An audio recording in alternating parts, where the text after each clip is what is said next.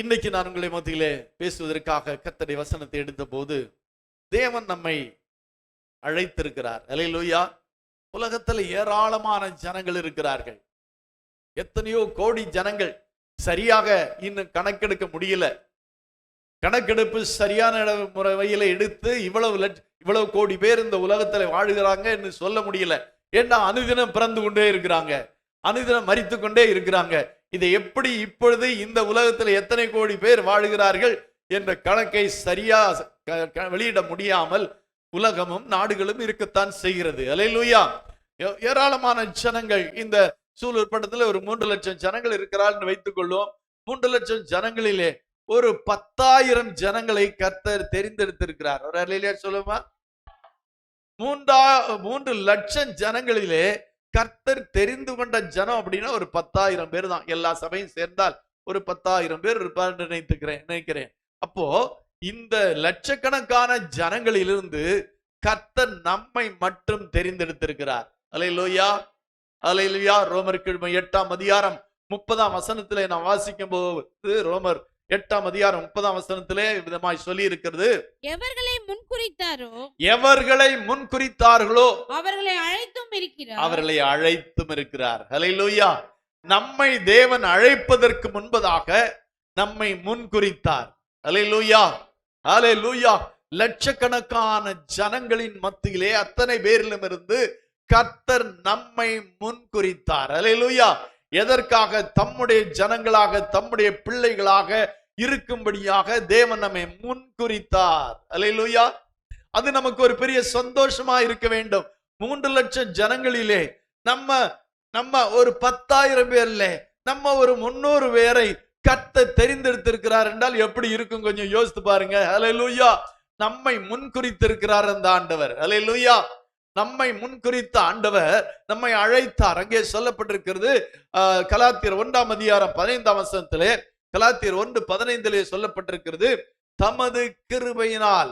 அப்படி இருந்தும் நான் என் தாயின் வயிற்றில் இருந்தது முதல் என்னை பிரித்தெடுத்து தம்முடைய கிருபையினால் அழைத்த தேவன். அல்லேலூயா.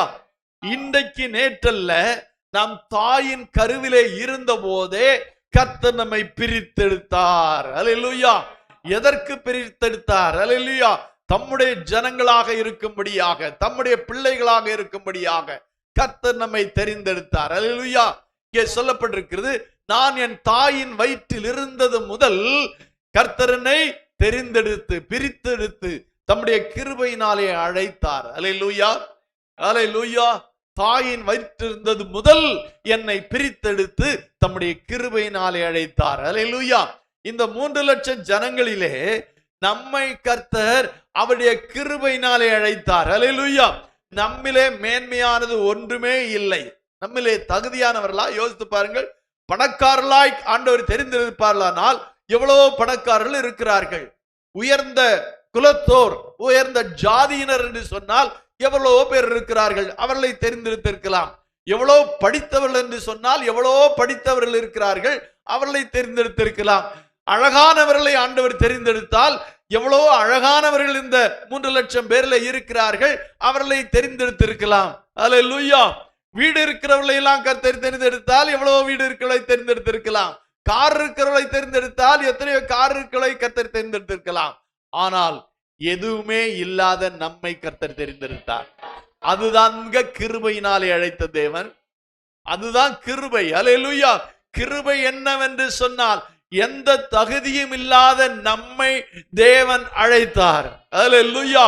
தகுதியற்றவர்களை முன்குறிக்கிறதும், தகுதியற்றவர்களை தெரிந்தெடுக்கிறதும், தகுதியற்றவர்களை அழைக்கிறதும் தான் கிருபை. அல்லேலூயா. 1 கொரிந்தியர் 1ஆம் அதிகாரம் 26ஆம் வசனத்திலே வாசிக்கிறோம். 1 கொரிந்தியர் 1ஆம் அதிகாரம் 26ஆம் வசனத்திலே, எப்படியெனில் சகோதரரே, நீங்கள் அழைக்கப்பட்ட அழைப்பை பாருங்கள். மாம்சத்தின்படி ஞானிகள் அநேகர் இல்லை, வல்லவர்கள் அநேகர் இல்லை, பிரபுக்கள் அநேகர் இல்லை. ஞானிகளை வெட்கப்படுத்தும்படியாக தேவன் உலகத்தில் பைத்தியமானவைகளை தெரிந்து கொண்டார். அல்லேலூயா. பலமுள்ளவர்களை வெட்கப்படுத்தும்படி தேவன் உலகத்திலே பலவீனமானவர்களை தெரிந்து கொண்டார். அல்லேலூயா சொல்லுமா? அல்லேலூயா. நம்மில் அநேகர் ஞானிகள் இல்லை. அல்லேலூயா. எதுவுமே மேன்மை பாராட்டுவதற்கு நமக்கு ஒன்றுமே இல்லை. ஆனால் ஞானிகளை வெட்கப்படுத்தும்படியாக பைத்தியமானவர்களை தெரிந்து கொண்டார். அல்லேலூயா. அப்படின்னா நம்ம எல்லாம் பைத்தியம். அல்லேலூயா சொல்லுமா? பைத்தியம்னா கிறிஸ்துவுக்கு பைத்தியம். அல்லேலூயா. ஆண்டவர்னா எனக்கு பைத்தியம் தான். அந்த அளவுக்கு ஆண்டவர்களை அன்பு கூறுகிறேன். அல்லேலூயா. அல்லேலூயா. ஆமா, பைத்தியமானவைகளை கர்த்தர் தெரிந்து கொண்டார். அல்லேலூயா. பலமுள்ளவர்களை அல்ல, பலவீனர்களை தெரிந்து கொண்டார். அல்லேலூயா. அல்லேலூயா. அதுதான் ஆண்டவருடைய சிறப்பு. அல்லேலூயா. ஏன் அவர்களை எல்லாம் தெரிந்து கொள்ளவில்லை? ஏன் ஞானிகளை தெரிந்து கொள்ளவில்லை? ஏன் பலமுள்ளவர்களை தெரிந்து கொள்ளவில்லை? அவர்களை வெட்கப்படுத்தும்படியாக பலவீனர்களாகிய நம்மையும் பைத்தியமான நம்மையும் ஆண்டவர் தெரிந்து கொண்டார். அல்லேலூயா. அல்லேலூயா. வீட்டுல போய் இன்னைக்கு கொஞ்ச நேரம் உட்கார்ந்து பாருங்க. ஆமா, நான் பைத்தியம் தான், பைத்தியம் மாதிரி தான் நடக்கிறேன், நான் பைத்தியம் தான். ஆண்டவர் என்னை தெரிந்தெடுத்திருக்கிறார். அல்லேலூயா. அல்லேலூயா. அல்லேலூயா. ஆண்டவர் நம்மை விசேஷித்த அந்த கிருபையினாலே, அந்த அவருடைய தயவினாலே, அவருடைய இரக்கத்தினாலே நம்மை தெரிந்தெடுத்திருக்கிறார். அல்லேலூயா. அதனாலே நம்ம சந்தோஷமா இருக்கணும். அல்லேலூயா. இப்ப நீங்க ஒரு 10 பேர் ஒரு இன்டர்வியூக்கு போறீங்க. எல்லாரும் கிராஜுவேட்ஸ், எல்லாரும் காலேஜில் படிச்சிருக்கிறாங்க. நீங்க மட்டும் +2 படிச்சிருக்கீங்க. அப்படி வைத்துக் கொள்ளுவோம். எல்லாரும் காலேஜில் MA, BA, BSc எல்லாம் படிச்சிருக்கிறாங்க. நீங்க மட்டும் +2 படிச்சிருக்கீங்க. இன்டர்வியூ எல்லாம் நடக்குது. இப்ப அந்த MA படிச்ச, BA படிச்ச, BSc படிச்சவங்களை எல்லாம் விட்டு 12th படிச்ச, 12வது படிச்ச உங்களை தெரிந்தெடுத்தா உங்களுக்கு எவ்வளவு சந்தோஷம் இருக்கும்? எவ்வளவு சந்தோஷம் இருக்கும்? பயங்கரமான சந்தோஷம் இருக்கும். ஐயோ, என்னிலே என்ன கண்டார் அந்த இன்டர்வியூ நடத்துறவர்? அவளெல்லாம் அவ்வளவு படிச்சிருக்கிறாங்களே, நான் +2 தானே படிச்சிருக்கிறேன். ஐயோ, என்ன தெரிந்தெடுத்தார் அப்படிங்கும் போது நமக்கு கையும் ஓடாது காலும் ஓடாது. அப்படித்தானே சொல்லுவோம்ல, கையும் ஓடல காலும் ஓடலன்னு. ஆமா, அருமையான தேவனுடைய பிள்ளைகளே, அதே போலதான் நம்ம ஞானிகளை தெரிந்து கொள்ளாமல் நம்மை தெரிந்து கொண்டார். என்றால் ஞானிகளை வெட்கப்படுத்த வேண்டும். பலமுள்ளவர்களை வெட்கப்படுத்தும்படியாக பலவீனமானவர்களை நம்மை தெரிந்து கொண்டார். அல்லேலூயா. அல்லேலூயா. நம்மில் அநேகர் பலவீனர்கள் தான், நம்மிலே அநேகர் ஞானிகள் இல்லை தான், உண்மைதான். ஆனாலும் நம்மை தேவன் முன்குறித்து நம்மை அவருடைய பிள்ளைகளாக, அவருடைய ஜனங்களாக நம்மை தெரிந்தெடுத்தார். ஏசாயா தீர்க்கதரிசியில ஒரு வசனம் சொல்லி இருக்கிறது. 51ஆம் அதிகாரம் 6ஆம் வசனத்திலே சொல்லப்பட்டிருக்கிறது. 51ஆம் அதிகாரம் 6ஆம் வசனம். உங்கள் கண்களை வானத்துக்கு ஏறெடுங்கள், கீழே இருக்கிற பூமியையும் நோக்கி பாருங்கள். வானம் புகையை போல் ஒழிந்து போம், பூமி 51:6 தானா? ஆமா. எந்த நிலைமையிலிருந்து கர்த்தர் மனநொந்த ஸ்திரீயை போல, அப்படி ஒரு வசனம் சொல்லி இருப்பாருங்க. சரி, இருக்கட்டும். 51ஆம் அதிகாரம் 6ஆம் வசனமா? சரி, 54:6 சாரி. கைவிடப்பட்டு மனம் நொந்தவளான ஸ்திரீயை போலவும் இளம் பிராயத்தில் விவாகம் செய்து தள்ளப்பட்ட மனைவி போலும் இருக்கிற உன்னை கர்த்தர் அழைத்தார். அல்லேலூயா. கைவிடப்பட்டு மனநொந்தவளான ஸ்திரீயை போலவும். ஒரு கணவன் ஒரு ஸ்திரீயை கைவிட்டு விட்டான். அப்படின்னா வேண்டான்னு சொல்லிட்டான், கைவிட்டு விட்டான். அவளுக்கு எவ்வளவு நோவு இருக்கும் யோசித்து பாருங்க. கொஞ்சம் யோசித்து பாருங்க. ஒரு கணவன், இப்ப உங்களை எல்லாம் நீங்க எல்லாம் கணவன் அன்போட வச்சிருக்கிறாங்க, கணவன் நல்லா வச்சிருக்கிறாங்க. அப்படியா? நீங்க பாஸ்டர் ஏதோ வாழ்றோம் பாஸ்டர், பண்ணிட்டோமே, பிள்ளைகள் இருக்குன்னே வாழ்றோம் அப்படின்னு சொல்றீங்களா? ஐயோ, உங்களை வச்சிருக்கிறதே பெரிய காரியம். அல்லேலூயா. அல்லேலூயா. ஆமா, இங்க சொல்லப்பட்டிருக்கு, கைவிடப்பட்டு மனநொந்தவளான ஸ்திரீயை போலவும் இளம்பிராயத்தில் விவாகம் செய்து தள்ளப்பட்ட மனைவியை போலவும் இருக்கிற உன்னை கர்த்தர் அழைத்தார். அல்லேலூயா. ரொம்ப வேதனை என்னன்னா, வாழ்க்கையில ரொம்ப வேதனைன்னா, ஒரு கணவன் கைவிட்டு விட்டார், போயிட்டாரு, அல்லது நீ போன்னு சொல்லிட்டாரு, நம்ம விவாகரத்து பண்ணி விட்டார், வேண்டான்னு சொல்லிவிட்டார். அந்த மனைவியுடைய, அந்த ஸ்திரீயுடைய மனநிலை எப்படி இருக்கும்? ஒரு மனைவி எப்படி சொல்லிட்டா கணவனை உன்னை போல 1000 பொண்டாட்டி கிடைக்கும் அப்படின்ட்டு போயிடுவான். ஆனா ஒரு ஸ்திரீக்கு, அந்த ஸ்திரீயை அவன் கைவிட்டு விட்டா எப்படி இருக்கும்? மன நொந்து போயிருப்பான். இத்தனை வருடம் நான் குடியிருந்தேன், என்னவெல்லாம் செஞ்சேன், எவ்வளவுலாம் செஞ்சேன், என் மேல என்ன கண்டா, என்னை கைவிட்டுட்டாரு. இந்த மனநொந்த ஸ்திரீயை, அதான் சொல்லப்பட்டிருக்கிறது, கைவிடப்பட்டு மனநொந்த ஸ்திரீயை போலவும் இளம் பிராயத்தில் விவாகம் செய்து தள்ளப்பட்ட மனைவி போலவும் இருக்கிற உன்னை கர்த்தர் அழைத்தார். அல்லேலூயா, அல்லேலூயா. அப்படியானால் என்ன அர்த்தம்? வாழ்க்கையில மிக மிக வேதனையிலே இருக்கும்போது, துயரத்திலே இருக்கும்போது, துக்கத்திலே இருக்கும்போது கர்த்தர் நம்மை அழைத்தார். அல்லேலூயா. நம்ம எல்லாம் சந்தோஷமா இருக்கும்போது அழைக்கல. வியாதிப்பட்டு விக்கினப்பட்டு பலவித வேதனைகள் வியாதிகள் மனம் நொந்து இருக்கிற வேளையிலே மகனே மகளே என்று நம்மை அழைத்து தம்முடைய பிள்ளைகளாக்கினார். அல்லேலூயா. அதுதாங்க விசேஷம், அதுதாங்க விசேஷம். ஒருத்தன் மனநொந்தவனாய் இருக்கிறவனை ஏற்றுக்கொள்ளுகிறவர்களோ உலகத்தில் இருக்க மாட்டார்கள். சந்தோஷமாய் இருக்கிறவர்களை ஏற்றுக்கொள்வார்கள். மனநொந்து கலங்கி துக்கித்து இருக்கிறவர்களை மற்றவர்கள் ஏற்றுக்கொள்ள மாட்டார்கள். ஆனால் நம்முடைய ஆண்டவருடைய அந்த சிறப்பு என்னவென்று சொன்னால், மனநொந்த ஸ்திரீயை போல தள்ளப்பட்ட மனைவி போல இருக்கிற உன்னை கர்த்தர் அழைத்தார் என்று உன் தேவன் சொல்லுகிறார். அல்லேலூயா. ஆமா பிரியமான தேவனுடைய பிள்ளைகளே, நம்ம எல்லாம் அந்த சூழ்நிலைமையில இருந்துதான், மரண சூழ்நிலைமையில இருந்த போது கர்த்தர் நம்மை அழைத்தார். அல்லேலூயா, அல்லேலூயா, அல்லேலூயா. அப்ப அந்த ஆண்டவர் எவ்வளவு பெரியவர் கொஞ்சம் யோசித்து பாருங்க, எவ்வளவு நல்லவர் கொஞ்சம் யோசித்து பாருங்களேன். அல்லேலூயா, அல்லேலூயா. அப்படிப்பட்ட நம்மை கர்த்தர் அழைத்தார். அல்லேலூயா, அல்லேலூயா.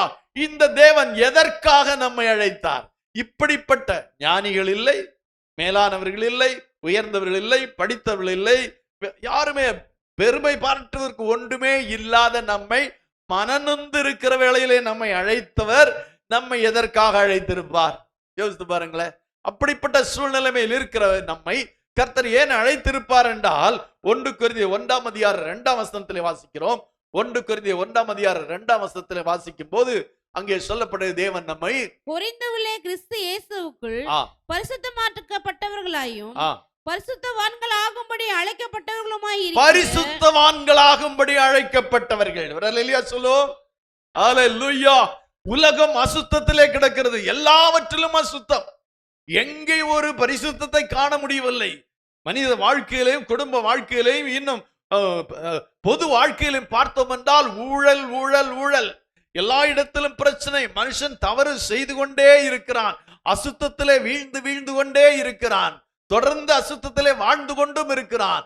ஆனால் கர்த்தர் நம்மை பரிசுத்தவான்களாகும்படி அழைத்தார். அல்லேலூயா சொல்லுமா. அல்லேலூயா. தகுதி இல்லாத நம்மை, ஆகாத நம்மை தெரிந்தெடுத்து நம்மை பரிசுத்தவான்களாகும்படி அழைத்திருக்கிறார். அல்லேலூயா, அல்லேலூயா. உலகத்திலே மற்றவர்களுக்கு எவ்வளவு நல்ல பெயர்கள் எல்லாம் இருக்கு. அமைச்சர் என்று சொல்லலாம், முதலமைச்சர் என்று சொல்லலாம், பிரதமர் என்று சொல்லலாம், நீதிபதிகள் என்று சொல்லலாம், இன்னும் எவ்வளவோ பெயர்களை எல்லாம் சொல்லலாம். ஆனா நமக்கு வேதம் கொடுக்கிற பெயர் என்று சொன்னால் பரிசுத்தவான்கள். அல்லேலூயா. இதை படித்தவங்களுக்கு கிடைக்காது, உயர்ந்தவர்களுக்கு கிடைக்காது, ஞானிகளுக்கு கிடைக்காது. தேவனால் அழைக்கப்பட்டவர்களுக்கு மட்டுமே உண்டு. தேவனால் அழைக்கப்பட்ட நமக்கு மாத்திரம்தான் கர்த்தர் பரிசுத்தவான்களாகும்படியா அழைத்திருக்கிறார். அல்லேலூயா. அப்ப நம்முடைய அழைப்பு சாதாரணமானது அல்ல. நம்முடைய அழைப்பு சாதாரணம் அல்ல. நம்முடைய காலிங், நம்முடைய அழைப்பு சாதாரண அழைப்பு அல்ல. நம்மை பரிசுத்தவான்கள் ஆகும்படி அழைத்திருக்கிறார். ரோமர் 1:2 வாசிக்கும் போதும் அங்கே சொல்லி இருக்கிறது. ரோமர் 1:2 ரோமாபுரியில் உள்ள தேவ பிரியரும் பரிசுத்தவான்களாகும்படி. இங்க ரோமாபுரியர், முதல்ல நம்ம கொரிந்தியருக்கு பார்த்தோம். இங்க ரோமாபுரியில் உள்ள தேவ பிரியரும் பரிசுத்தவான்களாகும்படி அழைக்கப்பட்டவர்களுமாகிய அனைவருக்கும் எழுதுகிறதாவது, பரிசுத்தவான்களாகும்படி அழைக்கப்பட்டவர்களுமாகிய அனைவருக்கும் எழுதுகிறதாவது என்று சொல்லப்பட்டிருக்கிறது. அப்படியானால் இங்கே இந்த 2 வசனங்களும் ஒன்றை நமக்கு தெளிவாய் சொல்லுகிறது. நம்மை அழைத்த தேவன் நம்மை பரிசுத்தவான்களாகும்படியே அழைத்திருக்கிறார். அல்லேலூயா, அல்லேலூயா. முதல் நோக்கம், நம்மை அழைத்த நோக்கம், முதல் நோக்கம் நம்மை பரிசுத்தவான்களாகும்படி அழைத்திருக்கிறார். ஏனென்றால் நம்ம அழைத்தவர் பரிசுத்தம் உள்ளவர். 1 பேதுரு 1:15 சொல்லப்பட்டிருக்கிறது. நம்மை அழைத்தவர் பரிசுத்தராய் இருக்கிறது போல நீங்கள் எல்லாவற்றிலும், அவங்க நடக்க எல்லாவற்றிலும். ஆமா, நம்மை அழைத்தவர் பரிசுத்தர். அல்லேலூயா. நீங்கள் நம்முடைய கடவுளுக்கு, நம்முடைய ஆண்டவருக்கு இருக்கிற மிக மிக மிக மேன்மையான ஒன்று உண்டென்றால் அவரிடத்தில் இருக்கிற பரிசுத்தம். அல்லேலூயா, அல்லேலூயா.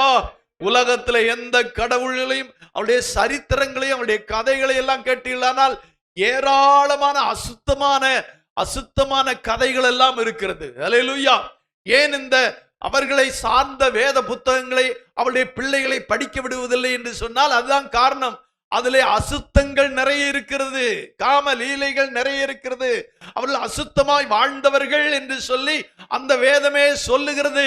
ஆனால் நம்முடைய தேவன் மட்டும்தான் பரிசுத்தமுள்ள தேவன். அல்லேலூயா, அல்லேலூயா. நம்மை அழைத்தவர் பரிசுத்தர். ஆகவே சொல்லுகிறார், நீங்களும் பரிசுத்தராயிருங்கள் என்று சொல்லுகிறார். அல்லேலூயா. அவர் அசுத்தம் உள்ளவராய் இருந்து விட்டு நம்மை பரிசுத்தராய் இருக்க சொல்ல முடியாது. அல்லேலூயா. ஆகவேதான் உங்களை அழைத்தவர் பரிசுத்தவர், ஆகவே நீங்களும் பரிசுத்தராயிருங்கள் என்று சொல்லப்பட்டிருக்கிறது. அல்லேலூயா. அப்போ ஆண்டவருடைய முதல் நோக்கம் என்னவென்றால் நம்மை எதற்காக அழைத்திருக்கிறார் என்றால் நம்மை பரிசுத்தவான்களாகும்படி அழைத்திருக்கிறார். அல்லேலூயா. ஏற்கனவே நான் ஒரு முறை பிரசங்கம் பண்ண ஆண்டவருடைய எல்லாமே பரிசுத்தங்க. அல்லேலூயா. அதுதான் விசேஷம். நீங்க வேதத்தை எடுத்து கொஞ்சம் தியானித்து பாருங்களேன், ஆண்டவருடைய எல்லாமே பரிசுத்தமா இருக்கிறது. அல்லேலூயா. ஆகவே பரிசுத்தத்திற்கு முதலிடம் கொடுத்த அந்த தேவன் நம்மையும் பரிசுத்தர்களாய் இருக்கும்படியாய் அழைத்திருக்கிறார். அல்லேலூயா. இரண்டாவது 1 கொரிந்தியர் 7ஆம் அதிகாரம் 15ஆம் வசனத்தை வாசிக்கலாம். 1 கொரிந்தியர் 7ஆம் அதிகாரம் 15ஆம் வசனம். ஆகிலும் அவிசுவாசி பிரிந்து போனால் பிரிந்து போகட்டும், இப்படிப்பட்ட விஷயத்தில் சகோதரனாவது சகோதரியாவது அடிமைப்பட்டவர்கள் அல்ல, சமாதானமாய் இருக்கும்படிக்கே தேவன் நம்மை அழைத்திருக்கிறார். அல்லேலூயா. நம்மை குறித்த அழைப்பின் இரண்டாவது நோக்கம் என்ன தெரியுமா? சமாதானமாய் இருக்கும்படி அழைத்திருக்கிறார். அல்லேலூயா, அல்லேலூயா.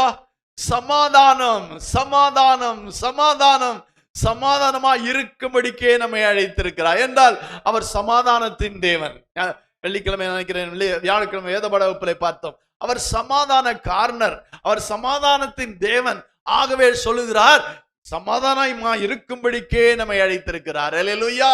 இங்கே விவாக பந்தத்திலிருந்து பிரிவதற்கான காரியத்தை இங்கே சொல்லும் போது அவிசுவாசி பிரிந்து போனால் பிரிந்து போகட்டும். அல்லேலூயா. ஆனால் விசுவாசிகளாகிய கணவனும் மனைவியும் இணைந்திருக்க வேண்டும், சமாதானமாய் இருக்க வேண்டும். கணவனும் மனைவியும் சமாதானமாய் இருக்க வேண்டும். குடும்ப வாழ்க்கையிலே சமாதானத்தை காத்து கொள்ள வேண்டும். நம் சமாதானமாய் இருக்கும்படிக்கே அழைக்கப்பட்டிருக்கிறோம். அல்லேலூயா. சிலவங்க சண்டைக்கே அழைக்கப்பட்டது போல கூடியிருக்கிறாங்கப்பா. எப்ப பார்த்தாலும் சண்டை, எப்படா சண்டை வரும், எப்படி சண்டைக்கு ஒரு வழி பார்க்கலான்னு இருக்கிறாங்க. அல்லேலூயா. அப்படிப்பட்டவர்கள் தேவனுடைய அழைப்பை பெற்றவர்கள் அல்ல. நாம் சமாதானமாய் இருக்கும்படியே அழைக்கப்பட்டிருக்கிறோம். அல்லேலூயா. நம்முடைய வாழ்க்கையிலும் சமாதானம், நம்முடைய வாழ்க்கை பிறருடைய வாழ்க்கையிலே சமாதானத்தை கொடுக்கிறதா இருக்க வேண்டும். நாம் வாழ்கிற பகுதியிலே நாம் சமாதானமாய் வாழ வேண்டும், உள்ளத்திலே சமாதானமாய் இருக்க வேண்டும். ஆகவே சமாதானமாய் இருக்கும்படிக்கே கர்த்தர் நம்மை அழைத்திருக்கிறார். அல்லேலூயா, அல்லேலூயா.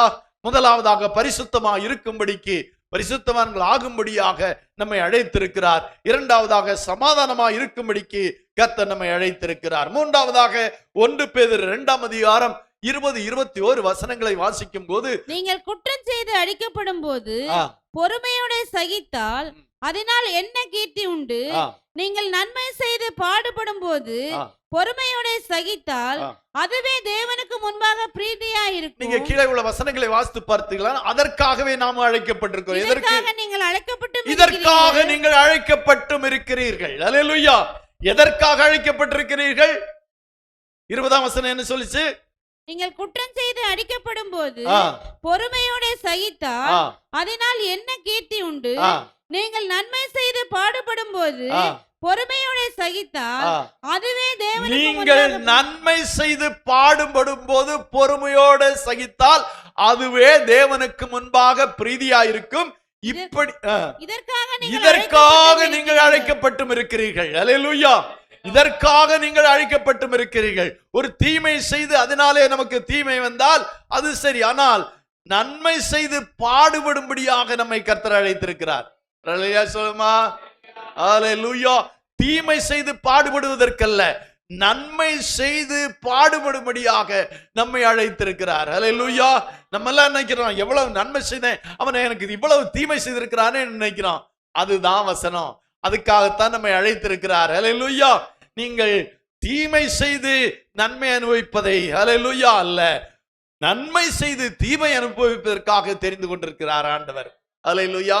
நம்முடைய வாழ்க்கையில நமக்கு யார் வேணாலும் தீமை செய்யட்டும், ஹல்லேலூயா, அதை அன்போடு ஏற்றுக்கொள்ளுகிறவர்களாக, அது நிமித்தமாய் நமக்கு பாடுகள் வந்தாலும் அதை ஏற்றுக்கொள்ளுகிறவர்களாக நம்முடைய வாழ்க்கை இருக்க வேண்டும். ஹல்லேலூயா, ஹல்லேலூயா.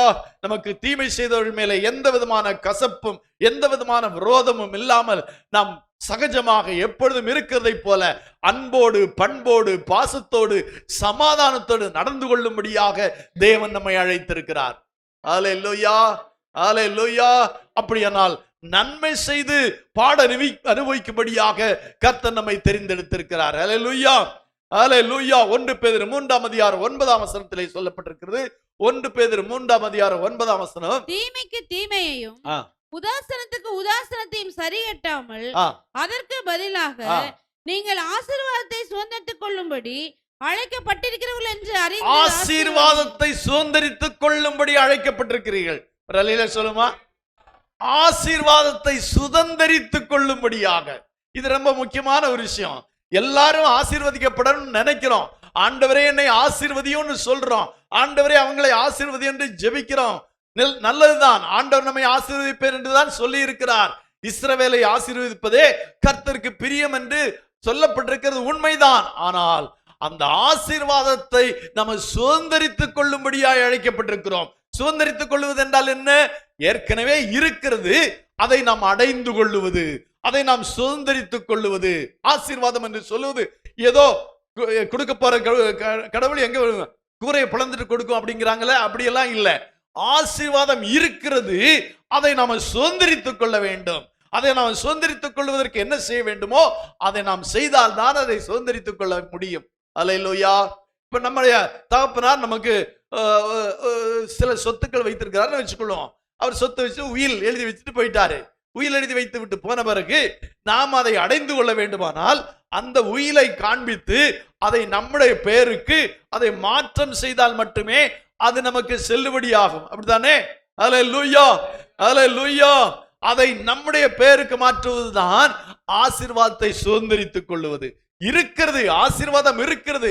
ஆண்டவர் நமக்கு ஏராளமான ஆசீர்வாதத்தை சொல்லி இருக்கிறார், வாக்கு பண்ணி இருக்கிறார். ஆனால் அது தானாக நமக்கு வந்து சேராது. அந்த ஆசீர்வாதத்தை நாம சுதந்தரித்துக் கொள்ள வேண்டும். அல்லேலூயா. ஒரு சொத்து இருக்கிறது என்றால் அதற்காக நாம் தான், இப்போ ஒருவர் மரித்து போனால் அவருடைய சொத்தை பிள்ளைகள் எப்படி சுதந்தரித்துக் கொள்வது?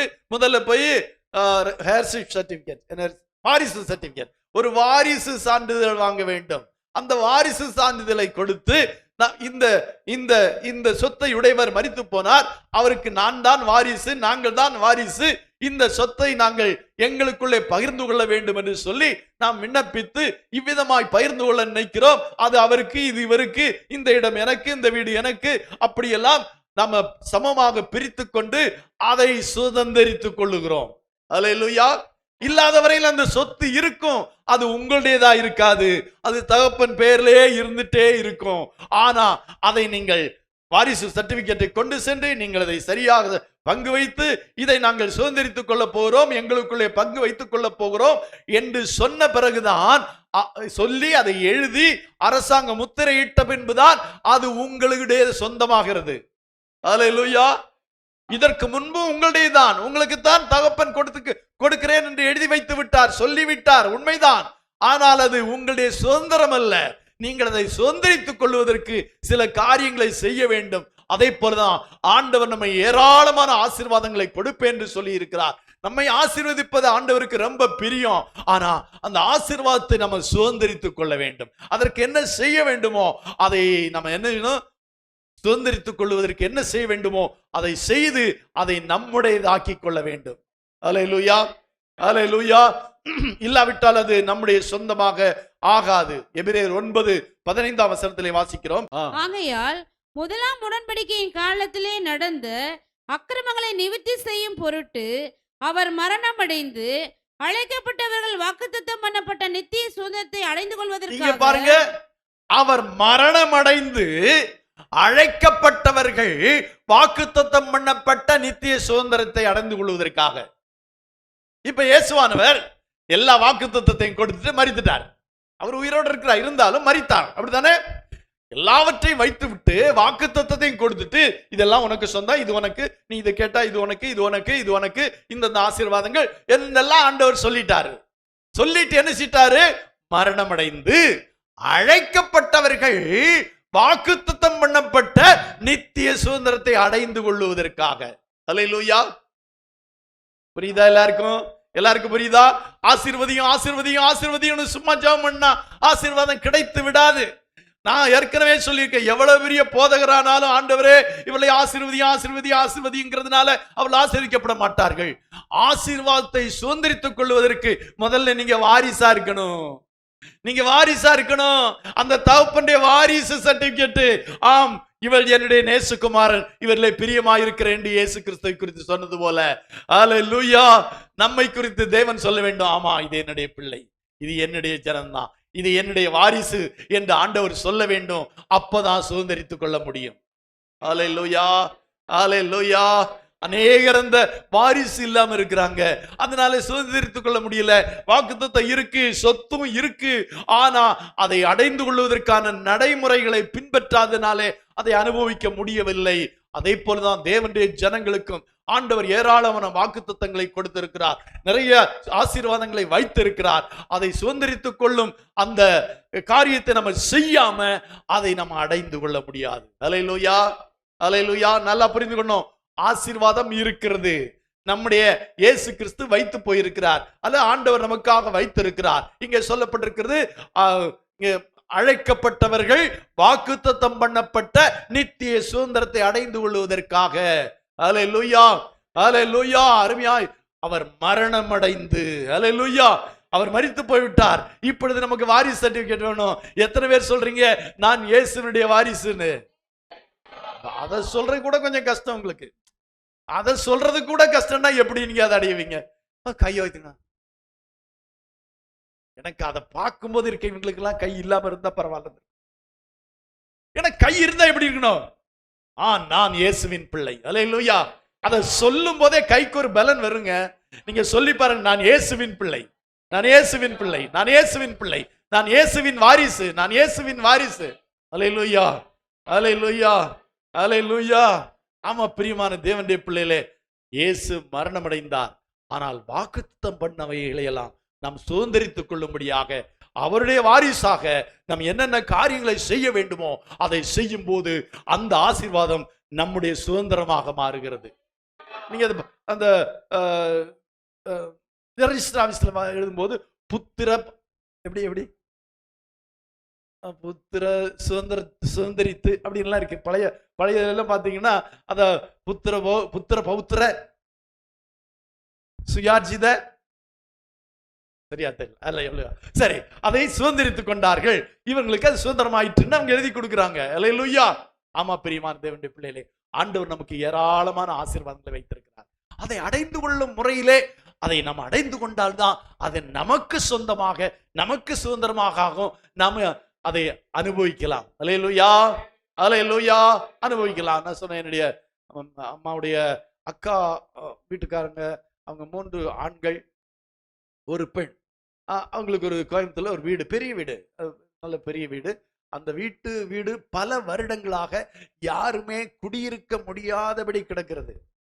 யாருடைய சொத்து? தகப்பனுடைய சொத்து. அந்த தகப்பனுடைய சொத்தை இந்த பிள்ளைகள் யாரும் என்ன செய்ய முடியல, அனுபவிக்க முடியல. அப்படியே கிடந்து பாழடைகிறது. அதுல அவங்க குடியிருக்க முடியல, வாடகைக்கு விட முடியல.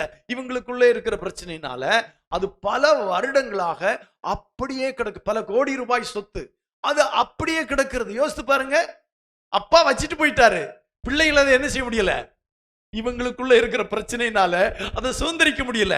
ஆனா அதை சரியா ஆமா, நாங்க தான் அவங்களுடைய பிள்ளைகள், நாங்கள் இப்படி பங்கு வைத்துக் கொள்ளுகிறோம் என்று சொன்னா அரசாங்கம் அதற்கு எழுதி கொடுத்து கையெழுத்து சீல் வச்சிரும். ஆனா அதை சுதந்திரிக்க முடியல, பாழா கிடக்குது. இதே மாதிரிதான் ஆண்டவர் நமக்காக ஏராளமான ஆசீர்வாதங்களை வைத்திருக்கிறார். ஆனால் அதை நம்ம சுதந்திரித்துக் கொள்ள முடியாம போராட்டம், பிரச்சனை, அது இது, கணவன் மனைவிக்குள்ள சண்டை, அதனால குடும்பத்தில் ஆசீர்வாதம் இல்லை. அல்லேலூயா, அல்லேலூயா. பிள்ளைகள் பெற்றோருக்குள்ள சண்டை, குடும்பத்தில் ஆசீர்வாதம் இல்ல. சமாதானமா இருக்கும்படிக்கே நாம் அழைக்கப்பட்டிருக்கிறோம். அல்லேலூயா. அதை நம்ம புரிந்து கொள்ள வேண்டும். ஆகவே தேவன் வைத்திருக்கிறான. அவர் மரித்தார், இயேசு கிறிஸ்து மரித்தார். ஆனால் அநேக சுதந்திரங்களை, ஆசீர்வாதங்களை வைத்து போயிருக்கிறார். அந்த ஆசீர்வாதங்களை நம்ம சுதந்திரித்துக் கொள்வதற்காக நாம் அவருடைய பிள்ளைகளாக வாழ்ந்து நமக்குள்ளே சமாதானமா இருந்து நாம் அதை சுதந்திரித்துக் கொள்ள வேண்டும். அல்லேலூயா, அல்லேலூயா, அல்லேலூயா. 1 தெசலோனிக்கேயர் 2ஆம் அதிகாரம் 12ஆம் வசனத்திலே வாசிக்கிறோம். 1 தெசலோனிக்கேயர் 2ஆம் அதிகாரம் 12ஆம் வசனத்திலே நம்முடைய ராஜ்யத்திற்கும் மேலும் தம்முடைய ராஜ்யத்திற்கும் மகிமைக்கும் உங்களை அழைத்த தேவனுக்கு நீங்கள் பாத்திரராய் நடக்க வேண்டும் என்று. ஒரு அலையில சொல்லுமா, தம்முடைய ராஜ்யத்திற்கும் மகிமைக்கும் உங்களை அழைத்த தேவன். ஹல்லேலூயா, ஹல்லேலூயா. அது எவ்வளவு பெரிய ஆச்சரியம் தெரியுமா? யோசித்து பாருங்க. திடீர்னு நம்ம இவ்வளவு பேர் இருக்கிறோம் சூலூர்ல. இப்போ இன்னைக்கு இயேசு கிறிஸ்து வந்துட்டாரு. வருவாரா வரமாட்டாரா?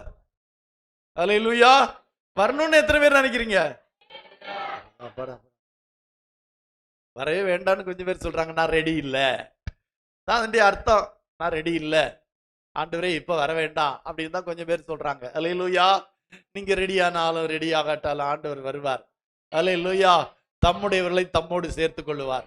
அதற்காக இயேசு வருகிறார். இங்கே சொல்லப்பட்டிருக்கிறது, தம்முடைய ராஜ்யத்திற்கும் மகிமைக்கும் உங்களை அழைத்த தேவன். அல்லேலூயா, அல்லேலூயா.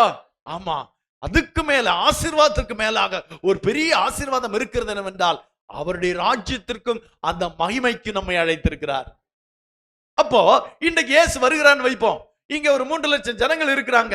நம்ம ஒரு 10,000 பேர் மட்டும் பறந்து போறோம்னா அதை கொஞ்சம் நினைச்சு பாருங்களேன். கீழே இருக்கிறவங்களா டாடா டாடா டாடா டாடா டாடா, நம்மளை மட்டும் அழைச்சு நம்ம மட்டும் பறந்து போறோம். அவங்க எல்லாம் யோ யோ யோ யோ, இது எங்களுக்கு தெரியாதே, சொன்னாங்களே கேட்கலையே, இதுதான் இயேசு தெரியாத சொன்னாங்களே, ஐயோ என்ன முறையிடுவாங்க, புலம்புவாங்க. அப்படிதான் சொல்லி புலம்புவார்கள். உலக ஜனங்கள் என்ன செய்வார்கள்? அந்த நேரத்துல புலம்புவார்கள். நமக்கெல்லாம் எப்படி இருக்கும்? ரொம்ப சந்தோஷமா இருக்கும். ஆமா, நான் பட்ட பாடு, நான் பட்ட கஷ்டம், நான் அடைந்த நிந்தை, நான் அடைந்த அவமானம், ஆனா இப்ப பாரு, இயேசுவோடு கூட தம்முடைய ராஜ்யத்திலே அவருடைய மகிமையோடு கூட இருக்க போகிறேன். இதற்காக என்னை அழைத்திருக்கிறார். அல்லேலூயா, அல்லேலூயா. இதற்காக நம்மை அழைத்திருக்கிறார். அந்த 3 லட்சம் பேரு கீழே நின்று புலம்பும் போது 10,000 பேராகிய நாம பறந்து மகிழ்ச்சியோடு கூட போவோம். அன்றைக்கு அவர்கள் வெட்கப்படுவார்கள், நாம் சந்தோஷப்படுவோம். அல்லேலூயா. இதற்காக கர்த்தர் நம்மை அழைத்திருக்கிறார். அன்னைக்கு தாங்க தெரியும் காரியமே, இன்னைக்கு நமக்கு புரியாது. ஆனா ஒவ்வொரு தேவனுடைய பிள்ளைகளும் அதை மனசுல நினைத்து கொண்டு சந்தோஷமா இருக்கணும். அல்லேலூயா, அல்லேலூயா. 3 லட்சம் பேரா இந்த ஊர்ல ஒரு நாள் வருது பாரு, நான் பறந்து போவேன், நீ புலம்பிட்டு நிப்ப. அல்லேலூயா, அல்லேலூயா.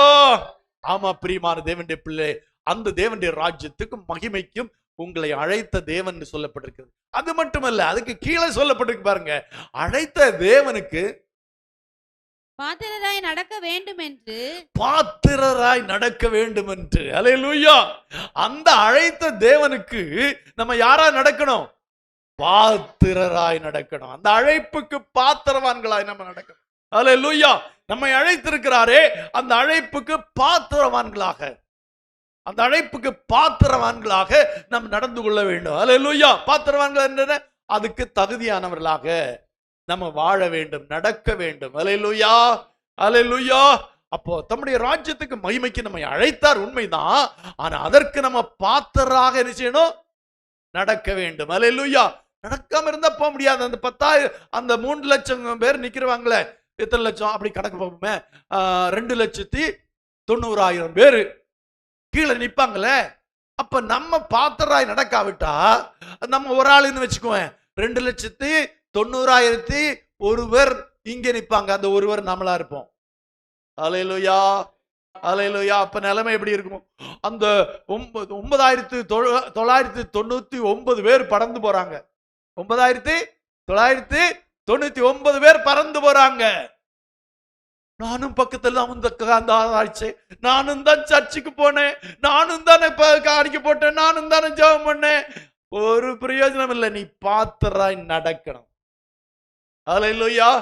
அந்த அழைப்புக்கு பாத்திரராய் நடந்து கொண்டால் அந்த அழைப்பிலே நாமும் அவரோடு கூட போவோம். கடைசி நாளிலே ஒரு எக்காலம் தொனிக்கும், அப்பொழுது நாம் மறுரூபம் அடைவோம். அல்லேலூயா, ஹல்லேலூயா.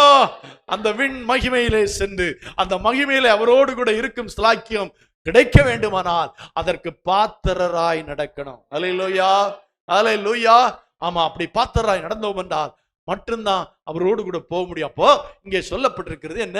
அவருடைய ராஜ்யத்திற்கும் மகிமைக்கும் நம்மை அழைத்தார். ஆசீர்வாதத்துக்கு மாத்திரமல்ல, ஆசீர்வாதத்தை சுதந்திரித்துக் கொள்வதற்கு மாத்திரமல்ல, அவருடைய ராஜ்யத்திற்கும் அவருடைய மகிமைக்கும் நம்மை அழைத்த தேவனாயிருக்கிறார். அல்லேலூயா. 1 கொரிந்தியர் 9ஆம் அதிகாரம் 9ஆம் வசனத்திலே சொல்லப்பட்டிருக்கிறது. 1 கொரிந்தியர் 1ஆம் அதிகாரம் 9ஆம் வசனத்திலே, தம்முடைய குமாரனும் நம்முடைய கர்த்தருமாய் இருக்கிற இயேசு கிறிஸ்துவுடனே ஐக்கியமாய் இருப்பதற்கு உங்களை அழைத்த தேவன் உண்மை உள்ளவர். அல்லேலூயா. இன்னொரு விஷயத்திற்காக கர்த்தர் உங்களை அழைத்திருக்கிறார். தம்முடைய குமாரனும் நம்முடைய கர்த்தருமாய் இருக்கிற இயேசு கிறிஸ்துவுடனே ஐக்கியமாய் இருப்பதற்கு உங்களை அழைத்த தேவன். அல்லேலூயா, அல்லேலூயா. இயேசு கிறிஸ்துவோட ஐக்கியம். ஐக்கியம்னா என்னங்க? அன்பா இருக்கிறது, ஐக்கியமா இருக்கிறது. இவங்க 2 பேரும் ரொம்ப ஐக்கியமாயிட்டாங்க அப்படின்னு சொல்லுவோம்ல. சில நேரத்துல 2 பேர் பேசிட்டு இருந்தாங்கன்னு வைப்போம். ஆமா, இப்ப 2 பேரும் ரொம்ப ஐக்கியமாயிட்டாங்க. எப்படி இருந்தாங்க எனக்கு தானே தெரியும். இப்ப ரொம்ப ஐக்கியமாயிட்டாங்கன்னு சொல்லுவோம். ஐக்கியமாயிட்டாங்க என்ன? பிரிக்க முடியாதவர்களாக, ரொம்ப இணக்கம் உள்ளவர்களாக, ரொம்ப இணைந்து செயல்படுவர்களாக, ஒன்றே சிந்திப்பவர்களாக, ஒருவருக்கு ஒரு உயிருக்குயிராய் நேசிக்கிறவர்களாக ஐக்கியம். அல்லேலூயா, அல்லேலூயா. இயேசுவோடு உங்களுக்கு ஐக்கியம் இருக்கிறதா? நீங்கள் இயேசுவை நேசிக்கலாம், இயேசுவை ஆராதிக்க வரலாம். ஆனால் அதையெல்லாம் விட இயேசுவோடு ஐக்கியம் இருக்கிறதா உங்களுக்கு? நீங்கள் இயேசுவோடு ஐக்கியமா இருப்பதற்காக அழைக்கப்பட்டிருக்கிறீர்கள். அல்லேலூயா, அல்லேலூயா. உங்களுக்கு இயேசுவுக்கு நல்ல ஐக்கியம் இருக்கிறதா? அல்ல, இயேசுவோட நிறைய பேர் சண்டை போட்டுட்டு இருக்காங்க. என்ன ஆண்டவரே அப்படி பண்ணீங்க, என்ன ஆண்டவரே இப்படி பண்ணீங்க, நான் அப்படி பண்ணேன், இப்படி பண்ணேன், இப்படி பண்ணேன், அப்படி பண்ணேன், இப்படி பண்ணேன், அப்படி பண்ணேன்.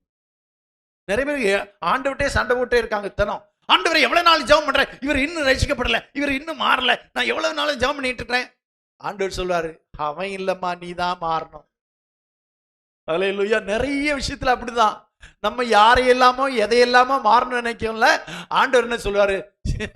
அவனை விடு, நீ முதல்ல மாறு அப்படிம்பாரு. அல்லேலூயா, அல்லேலூயா. யோசித்து பாருங்கள். கர்த்தராகிய இயேசு கிறிஸ்துவுடனே ஐக்கியமா இருப்பதற்கு உங்களை அழைத்த தேவன். அல்லேலூயா. நம்முடைய அழைப்பு, நம்முடைய ஐக்கியம் தேவனோடு கூட இருக்கணும். அல்லேலூயா, அல்லேலூயா. என்னுடைய ஐக்கியம் தேவனோடு கூட இருக்கிறது என்று பவுல் சொல்லி இருக்கிறார். அதே போல நம்முடைய ஐக்கியம், ஐக்கியம், ஃபெலோஷிப். ஃபெலோஷிப் அப்படின்னா, ஐக்கியம் என்று சொன்னா ஃபெலோஷிப், ரொம்ப ஃபெலோஷிப் அப்படின்னா சில சபைகளுக்கெல்லாம் ஃபெலோஷிப்னு பேரே இருக்குது. அல்லேலூயா. ஃபெலோஷிப் என்றால் ஐக்கியமா இருப்பதற்கு, ஒருவர் இணைந்து செயல்பட்டு அன்பாயிருந்து ஐக்கியமா இருக்கிற ஒரு அனுபவம். அல்லேலூயா. ஆகவே நம் தேவனோடு இயேசு கிறிஸ்துவோடு ஐக்கியமா இருப்பதற்கு நம்மை அழைத்திருக்கிறார். அல்லேலூயா, அல்லேலூயா. 1 தீமோத்தேயு 6ஆம் அதிகாரம் 12ஆம் வசனத்திலே வாசிக்கிறோம். 1 தீமோத்தேயு 6ஆம் அதிகாரம் 12ஆம் வசனம்,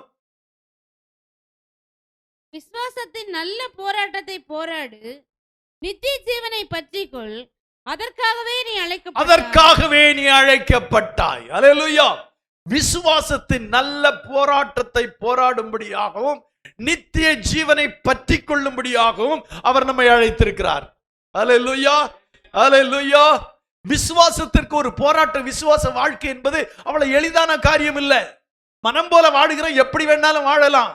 அவனுக்கு ஒரு இப்படித்தான் வாழணுங்கிற எண்ணம் இல்லை. அவன் எப்படி வேணாலும் வாழ்வான், எதை வேணாலும் செய்வான், எந்த தவறையும் செய்வான், எதை வேணாலும் செய்வான், வாழ்வான்.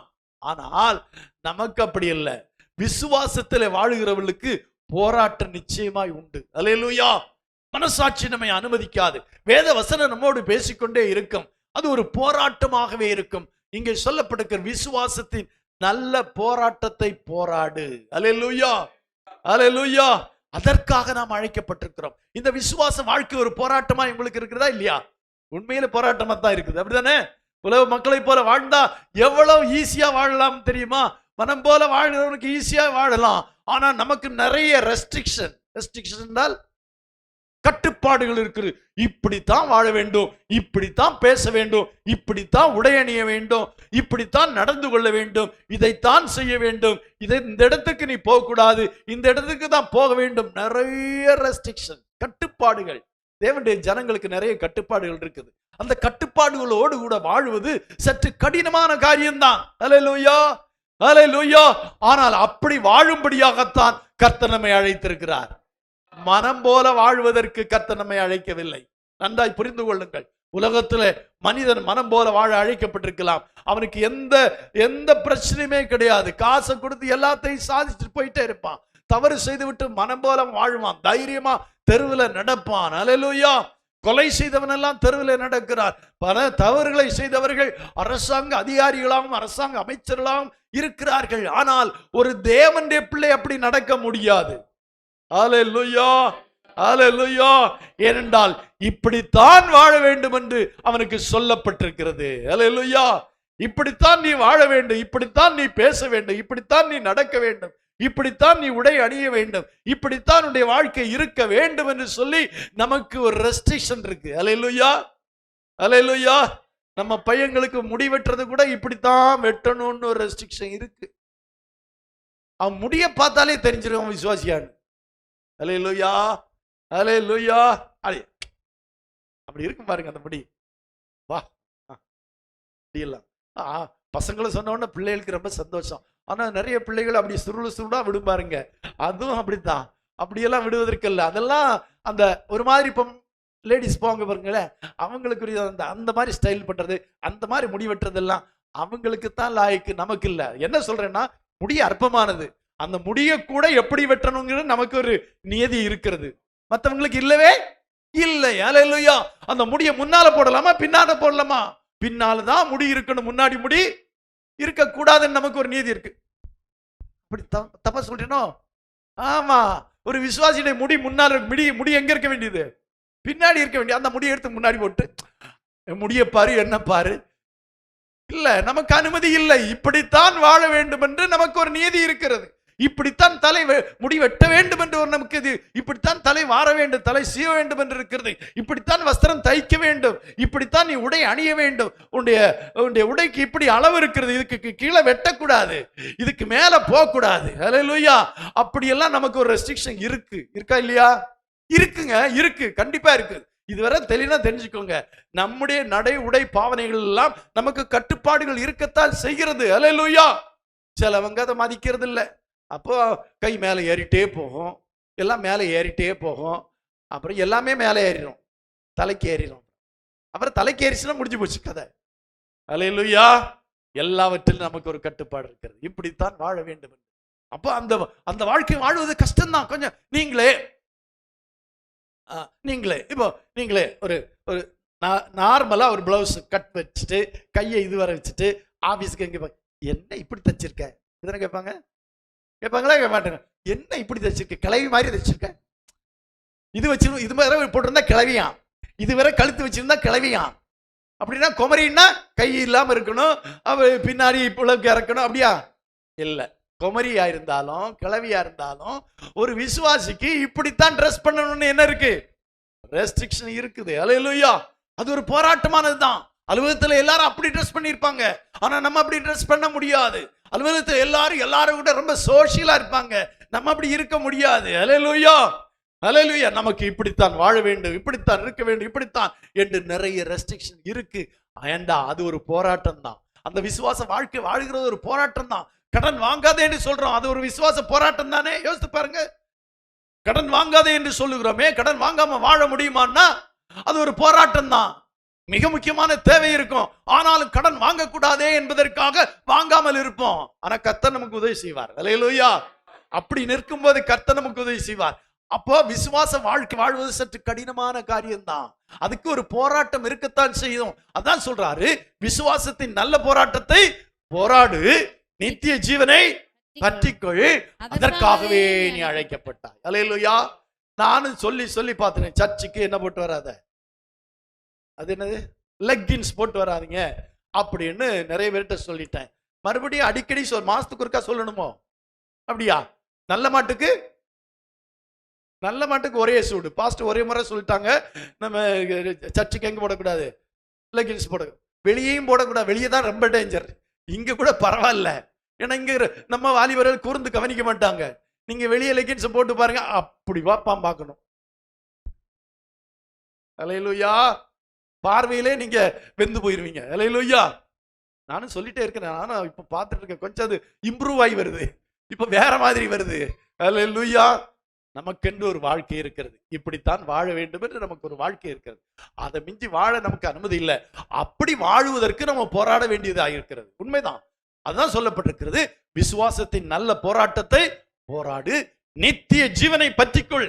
நான் எதை இழந்தாலும் அந்த நித்திய ஜீவனை நான் இழந்து போக கூடாது, அதை பற்றிக்கொள். அல்லேலூயா. அதுக்காக எதையும் விடுவேன், ஆனா நித்திய ஜீவனை விட்டுற மாட்டேன். அல்லேலூயா, அல்லேலூயா. அதுக்காகத்தான் நம்ம அழைக்கப்பட்டிருக்கிறோம். அதற்காகவே நீ அழைக்கப்பட்டாய் சொல்லிட்டாரு. அதற்காகவே நீ அழைக்கப்பட்டாய். அல்லேலூயா, அல்லேலூயா. எவ்வளவு அருமையாய் சொல்லி இருக்கிறார். அதற்காகவே நீ அழைக்கப்பட்டாய். அல்லேலூயா, அல்லேலூயா. ஆமா பிரியமான தேவனுடைய பிள்ளைகளே, நாம் அதற்காகவே அழைக்கப்பட்டிருக்கிறோம். 2 தெசலோனிக்கேயர் 2:14 2 தெசலோனிக்கேயர் 2:14 வாஸ்தவமா? நீங்கள் நம்முடைய கர்த்தராகிய இயேசு கிறிஸ்துவின் மகிமையை அடையும் பொருட்டாக எங்கள் சுவிசேஷத்தினாலே அந்த ரட்சிப்புக்கு அவர் உங்களை அழைத்தார். நீங்கள் நம்முடைய கர்த்தராகிய இயேசு கிறிஸ்துவின் மகிமையை அடையும் பொருட்டாக அவர் உங்களை அழைத்தார். அல்லேலூயா. நம்ம எதற்கு அழைத்திருக்கிறோம் என்றால் அவருடைய மகிமை அடையும்படியாக. இயேசுடைய மகிமை அவர் இந்த உலகத்தில் வாழ்ந்தது போல வாழ்ந்தும் போது எப்படி இருந்ததோ அப்படி அவர் பரலோகத்திலும் தேவனுடைய ராஜ்யத்திலும் இருக்கிறார். அந்த மகிமையை நாம் அடைவதற்காக அழைக்கப்பட்டிருக்கிறோம். அல்லேலூயா, அல்லேலூயா. உலகத்துல பாருங்க, ஒரு பெரிய மனுஷன் இருக்கான், அவனை மாதிரி நம்ம ட்ரெஸ் போட்டுட்டா அவனுக்கு பிடிக்காது. அவன் அளவுக்கு நம்ம ஒரு நல்ல கார் வாங்கிட்டா அவனுக்கு பிடிக்காது. அவன் அளவுக்கு நல்ல ஒரு வீட்டை வாங்கிட்டா அவனுக்கு பிடிக்காது. அவனை மாதிரி நம்ம ஏதாவது வாங்கிட்டோம் செஞ்சிட்டோம்னா பிடிக்காது. ஆனா ஆண்டவர் மட்டும் சொல்றாரு, நீ என்ன போல மாறு, கடைசியில என்னுடைய மகிமையே உனக்கு தருவேன். அல்லேலூயா. பவுல் சொல்றாரு, இப்பொழுது இப்படி இருக்கிறோம், இனி எப்படி இருப்போம் என்று நமக்கு தெரியாது. ஆனால் அவர் வரும்போது அவர் இருக்கிற வண்ணமாகவே நாமும் இருப்போம்.